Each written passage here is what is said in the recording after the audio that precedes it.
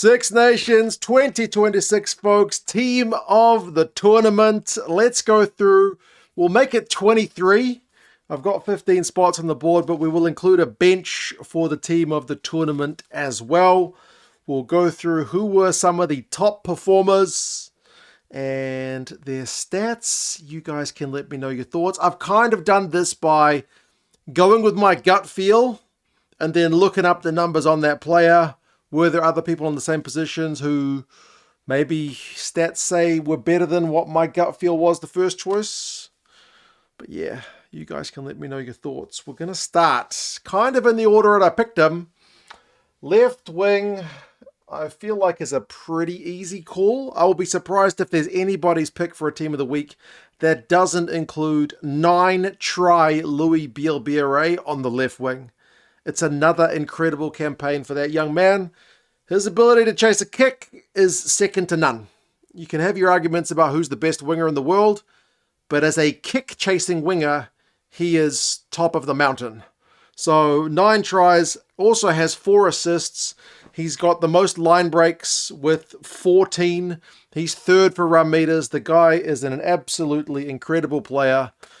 Be thankful you get to watch him do his thing, because it's a real pleasure to see. Next, I'm going to go with this guy from Ireland, Stuart McCloskey. Bloody good campaign from Big Stu. And the stats back it up. He's my gut pick as well, and the stats back him up. He's first equal for try assists in this campaign with 6th. That pass he did for, who was it in the last game? Was it Bellacoon? Oh my God, what a ripper. 6 tries. His offload game was insane. He had, what was it, the most Ireland offloads? 5th overall for offloads. First for Ireland. So he's your top offloader. First equal for assists. Second equal for defenders beaten across the entire campaign. First for Ireland. He was 9th overall for tackles and the top back for making tackles. That bloody run that he did to run down Marcus Smith, quite incredible. Second for post-contact meters. The best back, like goodness me, busting tackles, setting up tries, making tackles of his own. What a player. What a campaign for Stuart McCloskey. He's gone from being the fringe guy who gets in when other guys are injured with Ireland to being your first choice 12, I think, quite easily. Next, the man of the moment for that last game, Thomas Ramos. Literally wins the Six Nations for his team with that final kick. Finishes with a goal-kicking percentage of 87.5, which is the top of the Six Nations. How many countries would, I don't know, have had different campaigns, not just in this Six Nations, but generally, if you had a goal kicker who's got ice in his veins like Thomas Ramos. He's the top point scorer of the Six Nations with 74. He's second for run meters. He's third for offloads. He has 4 assists. Quite an incredible campaign from him as well. Next, and it's back to the Irish, Tadhg Beirne. And I've kind of been a little bit strict on myself that I separated like loose headlock, tight headlock. You can just lump all locks together in if you want, but they tend to play slightly different. So I've gone with loose headlock, tight headlock. So for my loose headlock, Tadhg Beirne. He's got the most jackals of the entire competition with 7. That is going to be a surprise to nobody because the guy is an absolute menace. He's 5th overall for tackles with 73. He's the top Irish tackler and he is the 2nd overall lock for tackles. So the guy was a defensive powerhouse, wins a couple of line-out steals. He's the 2nd overall guy for defensive ruck hits. Only conceded 1 penalty doing all that. It's a quite incredible campaign from Tadhg Beirne. There are very few players who are just as defensively sound as that man. And then an Italian, and I'm being a little bit cheeky because I'm playing him at 13. He did play a couple of games at 13. So I'm being strict on myself with the locks, but giving myself a little bit of leeway with the midfielders. He played a couple of games at 13 when Brex was out. Menoncello had an incredible campaign for what was a great campaign for the Italians. He's 2nd equal for defenders beaten with 20. He is such a powerful man. He's the top Italian for defenders beaten. He's the 1st overall guy for getting meters per carry. He's a very hard man to bring down. He finished 3rd overall for line breaks. He finished 4th overall for run meters. As much as Tadhg Beirne is a defensive powerhouse, Menoncello is an offensive unit, and he can also win turnovers as well. So Cracking stuff from Tommaso for that Italian side. Now I'm going to get a Scotsman on the board, right wing, Kyle Steyn. It's another one, they're kind of like the McCloskey one because it's been Duhan and Graham for so long. Steyn would come in, bit of a bit part player, but a lot of people would say he's our most consistent winger. Guy should be getting a bit of game time. Proved the case, and at 32 years old, shows that wingers can still, play past like 28, 30. Here in New Zealand, we put them out to pasture at like 25, 26. First overall for defenders beaten with 26. The next best, which was Menincello and co, with 20. So not just like a 1 or 2 defenders beaten count gap between him and the next best guy. 26. Second overall for meters per carry. 6th overall for run meters. And your top Scot, he was a real menace, contesting high balls on that right wing for Scotland. And then maybe an easy pick, I don't know, Antoine Dupont at number 9. He's a pretty special player. And I don't think this is his best Six Nations campaign by any means, but he's still very, very, very good. He finishes with 5 assists, which is 2nd overall, and the best number 9. He finishes first with kick meters with over 2,000 of them. He's finishing 2nd for retained kicks, which with the way the game is played these days is an important thing to be able to retain the kicks, especially when you kick into a guy like bloody BLBRA. He's got more post-contact meters than any 9, more defenders beaten than any 9, more line break assists than any 9. He is a great, great, great number 9 for France, Antoine Dupont. Next, Caelan Doris at number 8. Number 8 is potentially the most competitive position of all of them, I feel like, this week. But Caelan Doris, what a machine, leading from the front for Ireland. He's got 81 tackles, which puts him 3rd overall behind a couple of Welshmen. He's your top Irish tackler. He's 4th overall for post-contact meters, which is what he does. Top for Ireland. 2nd for Ireland, but the top Irish forward. He's only behind McCloskey for post-contact meters. He's 1st overall for hitting defensive rucks, and he is 6th for hitting attacking rucks. Top Irish guy. So the guy hits rucks for days, gets post-contact meters, makes tackles. He is the quintessential number 8. It's exactly what he should be doing.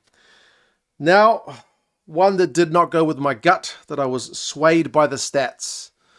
And it's loosehead prop, Danilo Fischetti. I'm going to stick him in ahead of miracle try-scoring Rhys Carey. Mainly because of the defensive numbers. I'm going to pick Carey on the bench. So you can think of Rhys Carey as, let's bring him on with some tired legs that he can expose. And he can get some bloody line breaks and tries. Because he's good for that. Like 48 tackles. Carey had 28. 89% tackle completion. Carey had 85. 7 dominant tackles. Carey had 5. He hit more rucks than Rhys Carey. Rhys Carey had more tries, more defenders beaten. So 6 of one, half a dozen of the other. They both conceded a similar number of penalties. I think it was 5-3. So do you want the defensive guy? I feel like you put the defensive guy in because they both scrummaged the house down. Italy's scrum is part of the reason they had such a good campaign. Put the defensive guy up first, tire the opposition out, then send on Rhys Carey. It is a dynamic duo. That is what I'm going for. I have got a Welshman here, though, and I'm being a little bit cheeky again because he mostly played number 8, but Aaron Wainwright. Played 1 game at 6 and was very, very effective all campaign for the Welsh. He's certainly their premier guy at getting go-forward ball. He is 5th overall for defenders beaten, equal with 17. He's 3rd for post-contact meters, and he's the 2nd forward for that. He's ahead of Caelan Doris for post-contact meters, which is like he's been the standard bearer for one of those stats for a long time. So the fact that he's ahead of Caelan Doris shows you how good he was going. He's 4th overall for dominant carries, the first Welshman in that regard. So if you wanted some go-forward ball from Wales this year, because I feel like they built their win on defense, but this guy got 2 tries in that game. He's your weapon on attack. They've got other attacking weapons as well, but I feel like he was right up there among the best loose forwards who were very competitive this Six Nations campaign. Hooker, I'm going to go with Dewey Lake, so it's another Welshman. 2 Welshmen thus far. 89% on the liner, or 80, maybe 90% because it's 89.6. He's like 8th overall. Those numbers would like to be a little bit higher, but he's the first hooker for making carries. He was very busy. He scored a try, 59 tackles, so he's just out of the top 10 for top tacklers of the competition, but he's the first hooker. He's the captain. He's tackling. He's carrying. He scores the try, leading from the front. If only he tapped that bloody ball. It wasn't the first game where he didn't tap it. Campaign would look even better for him. Next, I'm going to go with another big unit, and he is a proper tight head lock. Emmanuel Meafu at number 5. He's a specialist guy to pack down behind the tight head prop and helps that French scrum get some solidity, because I don't know that the French scrum was the reason they won this Six Nations. They had probably more sexy stuff going on in the back line than the forwards, but he's second overall for dominant tackles and the top lock with 9. So big body coming at you on defense. He's 10th overall for dominant carries and the only lock in the top 10. Locks don't usually get dominant carries, but like I say, he's such a big man to bring down. He's usually drawing 2 or more tacklers. He played more minutes than Guillard. They were a kind of nice combo, the Guillard and Meafu things, to kind of swap bench and starter. So you could probably go either way, to be fair, but Meafu was pretty good value. That was one of the harder picks, to be fair. I had to look at the numbers of a number of guys for tight head lock. Now 10 is rough because I changed my mind. My gut was Russell, but I changed it to Jalibert. The stats for Jalibert are insane. Maybe the eye test would say you probably go with Finn, the way he's able to push the team around the paddock. And if you go with Finn, I would not blame you whatsoever. But listen to the stats for Jalibert. He's got 15 line break assists. That's top of the entire Six Nations. 20 defenders beaten. That's 3rd overall. Top 10 in the Six Nations, isn't the top guy playing 10. 13 offload, that's 1st in the Six Nations. 6 try assists, that's 1st equal in the Six Nations. He's 3rd for retained kicks, like the guy was pushing the team around the park and doing the individual sexy stuff as well. Scored, goodness me, he doesn't have to worry about the goal kicking. Finn's obviously had to do that for Scotland, but geez, Jalibert was a real weapon there in that number 10 jersey for France. I do have a Scotsman here at number 7. Rory Darge was a defensive powerhouse for them all campaign. He finished with 74 tackles, which is 4th overall and the top Scot. He finished with 8 turnovers won, which is 1st equal overall. That's including jackals and strip balls and line-out steals and whatnot. Overall turnovers won, he is 1st equal with the likes of Tyke Byrne. He's 4th for tackles in terms of his percentage. 97.4. Guy did not miss tackles. He's top guy for rucks hit overall. He's 2nd for attacking rucks, 3rd for defensive rucks overall. Top ruck hitter of the entire Six Nations, and did it all without conceding a penalty. Quite incredible. And lastly, again, I changed my mind on this one. Englishman, Joe Hayes at tight head. I saved the English guy for last because I know any English guys I pick, you're going to give me all kinds of grief down in the comments because England didn't have a good campaign. But Joe Hayes scrummaged the house down. He played 332 minutes with a pretty dominant English scrum and didn't concede much in the way of penalties. Only 2 the entire campaign. Like Xander was 7, Ferrari was 5, Furlong was 4. Everyone else was conceding lots of penalties, but not Joe Hayes. He tackled at 86%, made 48 tackles, hit a lot of rucks. Like he did a lot more around the park work than Ferrari. He did a lot less, well, a lot less. He did a bit less than Xander. So he's kind of that sweet spot in the middle. Great scrummaging, not conceding penalties, and doing the work around the park. So that is the starting 15. For my reserve tight head prop, I went with Xander because his work, he did concede 7 penalties, but his work around the park is genuinely second to none. So many carries, so many rucks hit, so many tackles. Dan Sheehan, reserve hooker.